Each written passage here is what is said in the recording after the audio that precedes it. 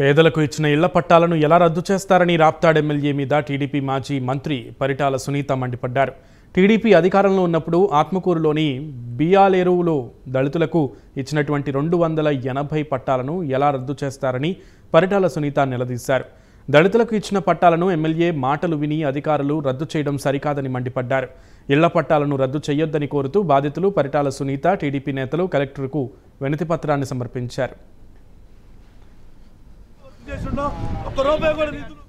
2016లో బియాలేరులో దాదాపు 260 మంది పైన పట్టాలు కూడా ఎస్సీలందరికీ కూడా పట్టాలు ఇచ్చాం. పార్టీలకు అతీతంగా ఎస్సీలందరికీ కూడా పట్టాలు ఆ రోజు కూడా ఇచ్చిన జరిగింది.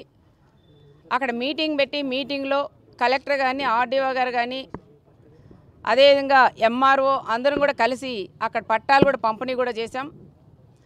అలాంటి పట్టాలు ఈరోజు ఎస్సీలకు ఇచ్చిన పట్టాలు కూడా క్యాన్సిల్ చేసి ఆ రోజు నుంచి ఈ రోజు దాకా పోరాటం అయితే ఎస్సీలంతా పోరాటం చేస్తున్నారు. అక్కడ కోర్టుకు వేసాం, తర్వాత ఆర్డీఓ కోర్టుకు వేసాం, జాయింట్ కలెక్టర్ కోర్టుకు వేసాం.